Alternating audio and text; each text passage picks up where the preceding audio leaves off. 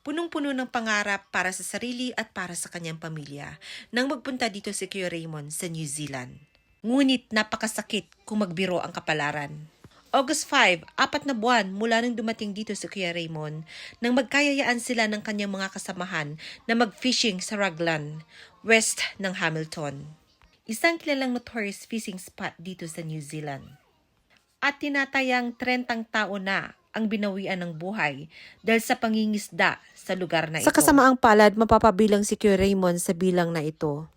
2 sa kanila ang nahulog nang hampasin sila ng malakas na alon at binawian ng buhay. Nahanap pa rin yung 2 tao na nalulunod. Isang Pidyan, isang Pilipino. Matitigas talaga ulo ng Pilipino. Mayroon pa rin nagpipishing Pilipino, 2 Pilipino. Nakasulat na nga dito, dangerous fishing area. Restricted area dyan sa lugar na yan.